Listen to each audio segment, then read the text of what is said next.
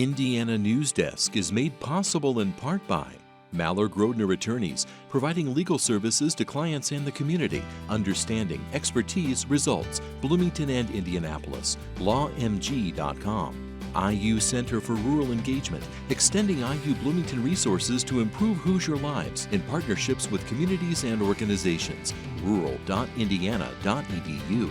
Smithville Fiber Internet Security Solutions and Voice in Southern Indiana. More information at smithville.com. Bunger and Robertson Attorneys at Law, utilizing 75 years of experience, knowledge, and resources to help individuals and families recover in personal injury matters. Information at lawbr.com. And by WTIU members. Thank you. Coming up on Indiana News Desk. Among Mike Braun's first acts as governor was to eliminate the state's diversity, equity, and inclusion programs. These top-down DEI approaches and mandates led to division and inefficiency. It also led to the state's Black Legislative Caucus boycotting Braun's State of the State address Wednesday night. A shortage of technicians and paramedics in the state is stressing the emergency medical services in many areas. We are at a point where we either need to fix EMS or we do risk the system collapsing.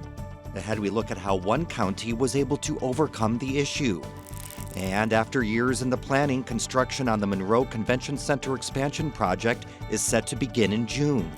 These stories and more right now on Indiana News Desk.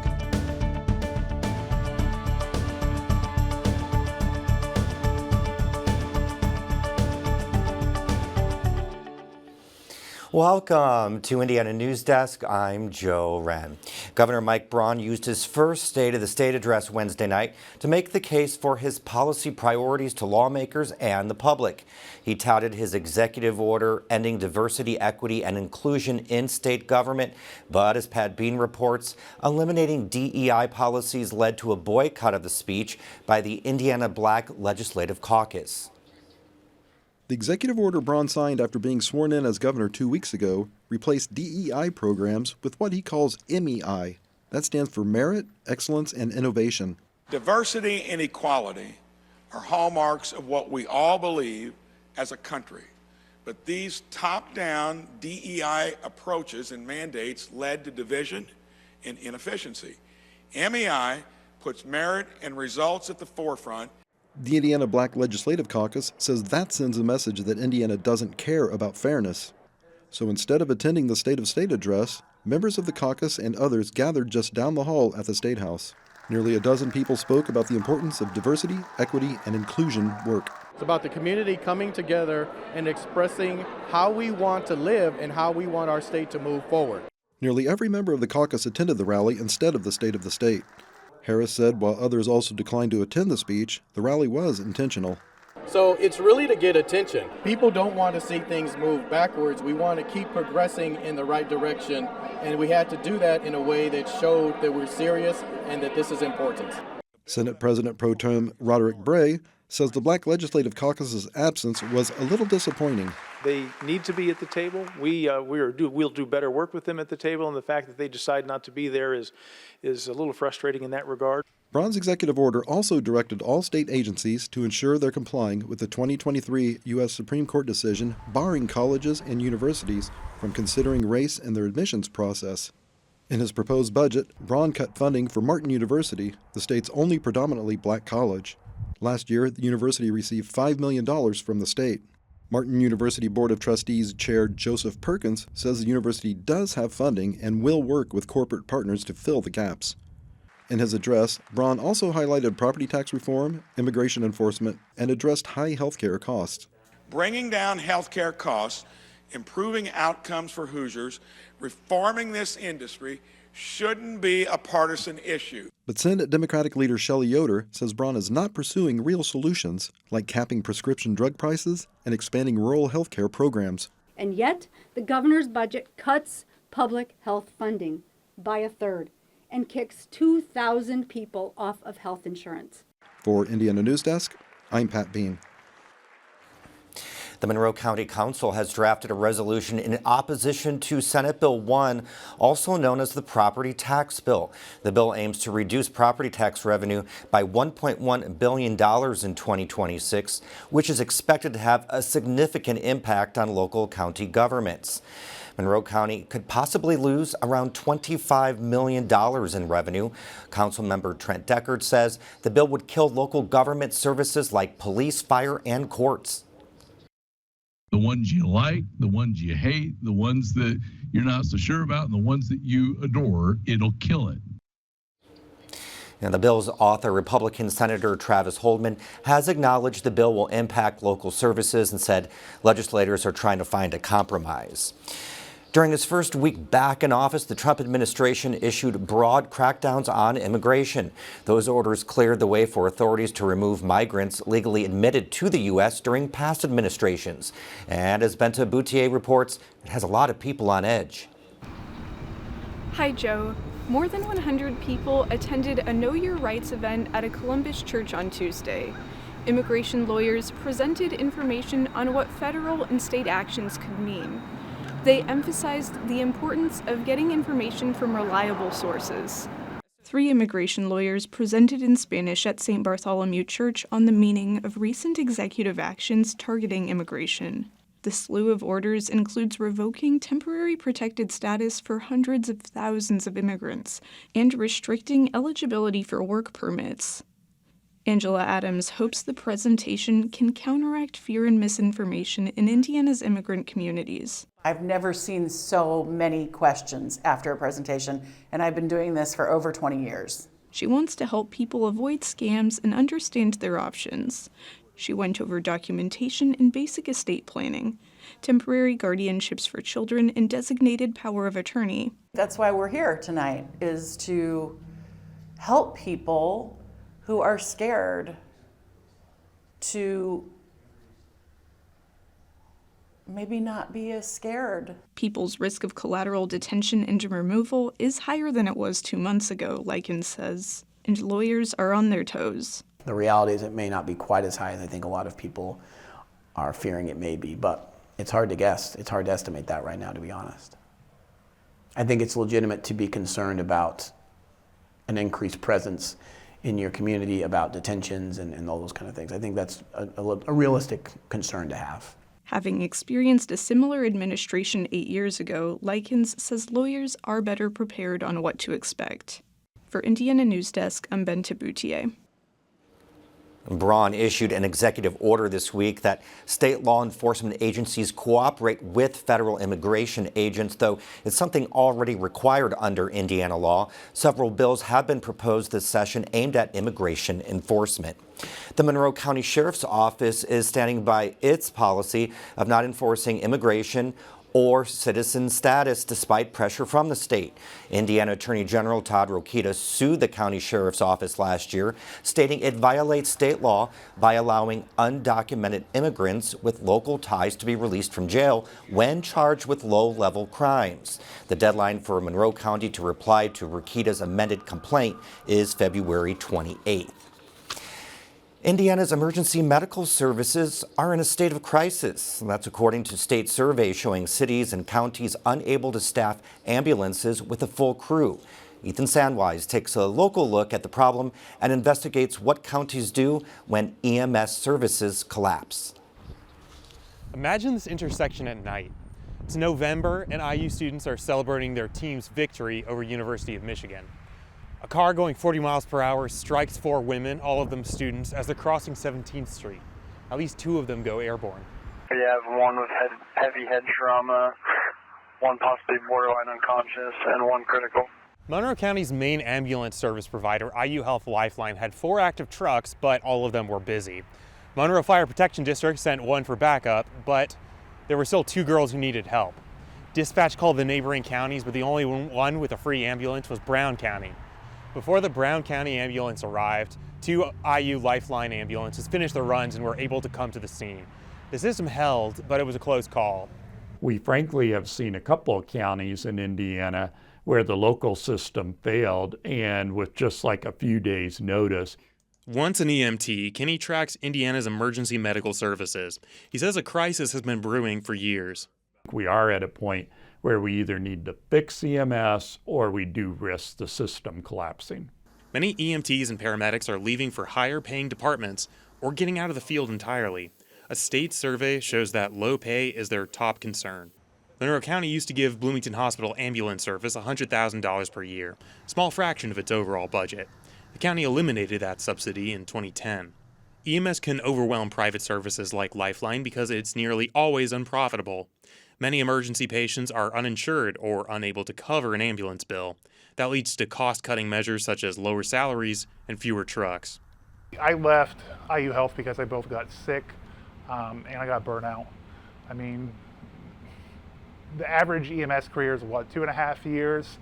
I certainly understand why somewhere like that, people burn out quickly. About the only way for ambulance services to make money is transfers, shuffling patients between hospitals and nursing homes. That's important, but it diverts resources from emergency response. So if someone needs to go from IU Health Bloomington to Methodist for treatment, the same ambulances that do 911 will be doing the transfers. IU Health did not respond to a request for comment. But when one Indiana county's EMS system collapsed, locals saw an opportunity to rebuild. Today, it's one of the strongest providers in the state. Private Service Care Ambulance pulled out of Martinsville in 2017, and Morgan County lost its main EMS provider. Local government and Lifeline stepped in with ambulances offering basic life support instead of advanced life support. That was very scary because it was just kind of thrown together as a Band-Aid while all this was going on. So I think it opened everyone's eyes up and they're like, we need to do something. Morgan County's government approved a small property tax increase to fund a public EMS service. Although Morgan County has half the population of Monroe County, it now has more full-time ambulances devoted to emergency response. It doesn't do transfers. I feel very confident in the service that the community is getting now that we have 6 ambulances to cover what we used to not even know if we had an ambulance to cover. Smith still lives in Monroe County and commutes for the job. It's a lot better working for a county because I'm an actual government employee. I have better pay, I have better benefits. We tend to buy the best stuff. When all the trucks are busy, the township fire departments can step in, but Morgan County doesn't seek help from neighboring counties. Since I've been here, we've never called in another service to assist. Despite its success, municipal EMS organizations like Morgan County's represent just 11% of providers statewide. They're outnumbered by volunteer fire departments and private EMS. Well, I would love to see a third service in Monroe County that would require investment, that would require tax funders basically to pay for it, like we've done here.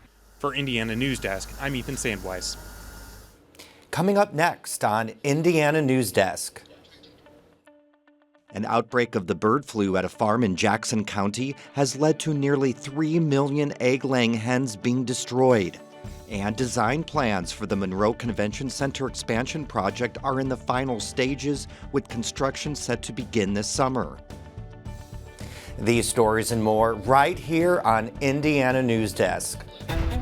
This is Passport.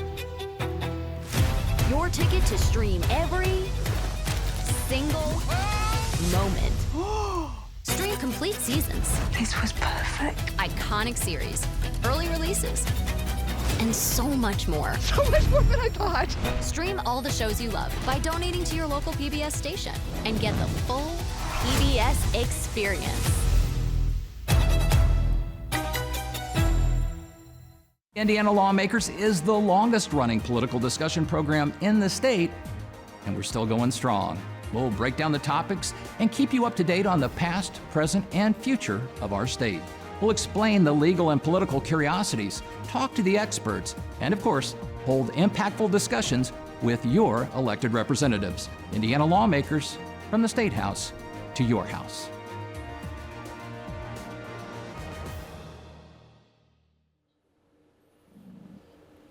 Welcome back to Indiana News Desk. Almost 3 million egg-laying hens have been destroyed after a bird flu outbreak in Jackson County. As Clayton Baumgarth reports, it's the largest appearance in Indiana of the infectious avian influenza since the strain was first spotted in 2022. Seymour-based Roseacre Farms first confirmed the outbreak to Hoosier Ag Today in a statement on Saturday. saying that the flock tested positive and the company is working with the State Board of Animal Health to combat the spread. A board representative says it's the worst outbreak since this strain of bird flu appeared in Indiana. There's 2.8 million birds at that site, which is the largest we've had to date. Since then, we've been working with the farm family of farmers who own the property, making sure that they've got proper precautions are being taken. 6 turkey and egg-laying operations in Indiana have now been affected by bird flu since the start of the year. The other 5 occurred in Jay, Allen, and Adams counties and affected more than 400,000 birds. In such cases, the entire flock is euthanized and the facilities are sanitized and repopulated. Spears says it will take quite some time for this facility due to the size of the flock and layout of the operation. The disposal situation and what happens there is tricky. And if you have to do it outdoors, obviously in the winter months, that's harder to do because it's very important for those compost piles to get up to a temperature where it's actually going to cook and kill that virus. Spears believes that losing this flock will not be enough to affect the egg industry at large. While this is big for us overall in the big scheme of things and with the poultry sector in general and where all of our eggs come from, this isn't going to, just one facility isn't going to make the whole industry tumble. The State Board of Animal Health has said the outbreaks pose no risk to human safety and that all eggs on store shelves are safe to eat. For Indiana News Desk, I'm Clayton Baumgarth. Now for more headlines from around the state. An IU alumna was among the 67 people killed when a plane collided with an Army helicopter Wednesday night outside Washington, D.C. 26-year-old Asra Hussein from Carmel was a 2020 graduate of IU Bloomington in 2020. She went on to earn a master's degree in healthcare management. Her husband, Hamad Raza, who also attended IU, told WTIU Hussein was returning from a work trip where she was, quote, helping to improve a hospital that really needed help. Advocates and LGBTQ Hoosiers gathered at the State House Thursday to share resources and respond to legislation aimed against them. They cited a recent executive order signed by President Donald Trump that seeks to ban gender-affirming care for minors nationally. Our elected officials have not protected our rights. They have callously stripped them away and accused us of being horrible parents who mutilate their children. This is a lie! State Senator Fadi Kadura says LGBTQ rights is a continuation of the fight for civil rights, and he says the current state and national administration paves a difficult road for progress. Chief Justice Loretta Rush sought to demystify the Indiana court system's impact on Hoosiers' lives in her 2025 State of the Judiciary address. She emphasized work to improve court efficiency, including exploring emerging technologies. One court is using AI to produce vital transcripts. Where it used to take weeks or months at great cost to get a record, they've reduced it to minutes. You heard me, minutes instead of months. And Rush highlighted ways the courts aim to protect children and families, including the first significant changes to child support guidelines in more than 3 decades. City of Bloomington is eyeing a building at 714 South Rogers Street as a possible new home for the city's police department. At a public meeting Monday night, the city stated the building is ideal because it has room for expansion. It's located along public transit and has the support of police staff and union members. This is the building that is location, location, location, and happens to have all of the substantive concrete that we need to make it happen. The interior still needs to be demolished and brought to current city building standards. Thompson says funding for the project has yet to be addressed. Indiana University President Pamela Whitten, state leaders, and industry partners announced a combined academic industry initiative in Indianapolis. The IU Launch Accelerator for Biosciences, also called IU Lab, officially launched Monday afternoon. The lab will be housed in a 6-story building that will open in 2027 thanks to a $138 million grant from the Lilly Endowment. Together, we are going to create a brighter future for Indiana, one that is marked by innovation, collaboration, and improved human health. IU Lab and its staff will research cancer, diabetes and obesity, neuroscience, rare diseases, and regenerative medicine. Season ticket prices for Indiana football are rising in 2025 due to a new personal seat donation program. The program requires fans to make a donation of up to $250 depending on location with each season ticket purchase. IU is following many other Power 4 universities that are looking for fresh revenue streams to fund scholarships, maintenance, and revenue sharing initiatives. After decades of planning, years of finding funding, and a lot of controversy, the expansion project of the Monroe Convention Center is moving quickly. The project is now in the final design phase, and construction is scheduled to begin in June. The downtown Bloomington Convention Center sits 2 blocks from the county courthouse. Officials say it's booked, turning away groups, exhibitors, and conferences every year. Convention Center Executive Director Talisha Kopic says the expansion will allow for new types of events from pickleball to fencing. There are people that are very interested in using that space, and we've been in contact with them that were saying it's starting to happen. And I used to have one teacher that would call every 4 years and ask if we've expanded yet. The county purchased land across the street from the current center in 2010, anticipating the expansion. It took 7 years for the county council to vote on a 1% food and beverage tax increase to fund the project. It narrowly passed with a 4-3 vote after 5 hours of public comment and discussion in 2017. Yes. Jones.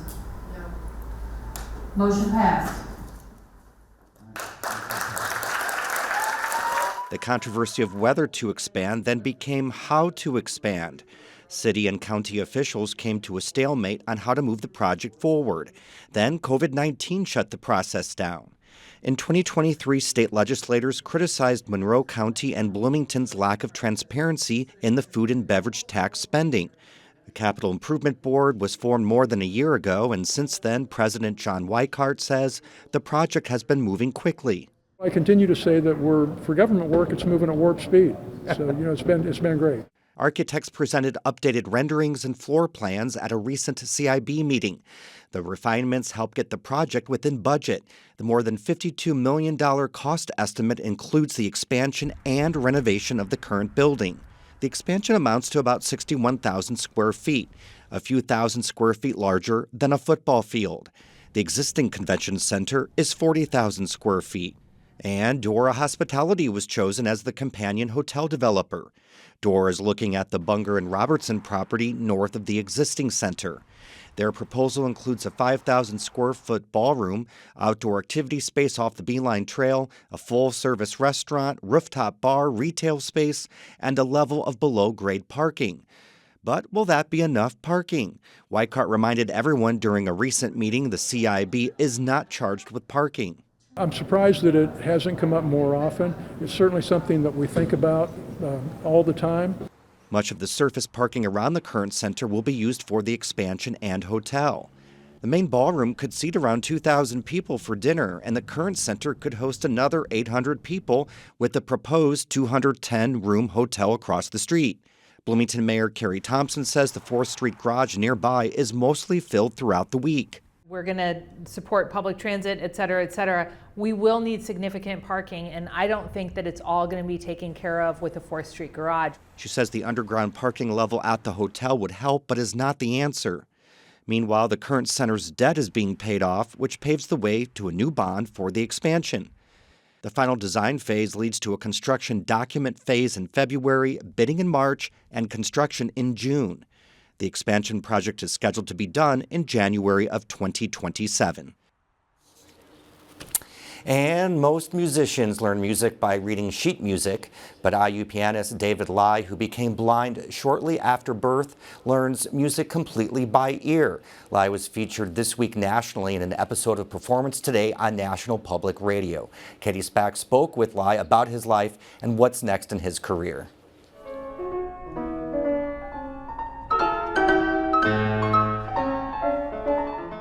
David Lai lives in a world of sound. He was drawn to music from a young age and began piano lessons when he was 4. There was always, either pop songs or Chinese folk music or Western classical music at home. Although my parents are not musicians, they were very supportive of all the things that I listened to. Lai was chosen to be a young artist in residence for Performance Today. He describes an eclectic taste in music, from the Great American Songbook to Broadway musical and movie scores. Because of the nature of it, you can relive the film in your mind when you listen to this music outside of the movie. Lai is in the last semester of his doctoral program at the Jacobs School of Music at IU. He says his time teaching as an associate instructor has inspired him to pursue a professorship when he graduates. I wanted to be able to share music both in the classroom with students and on stage with the audience.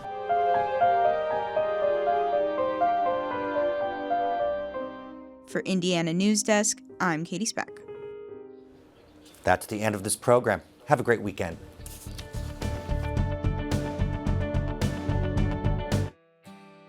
Indiana News Desk is made possible in part by Maller-Grodner Attorneys, providing legal services to clients and the community. Understanding, expertise, results. Bloomington and Indianapolis. LawMG.com. IU Center for Rural Engagement, extending IU Bloomington resources to improve Hoosier lives in partnerships with communities and organizations. rural.indiana.edu. Smithville Fiber Internet Security Solutions and Voice in Southern Indiana. More information at smithville.com. Bunger & Robertson Attorneys at Law, utilizing 75 years of experience, knowledge, and resources to help individuals and families recover in personal injury matters. Information at lawbr.com. And by WTIU members. Thank you.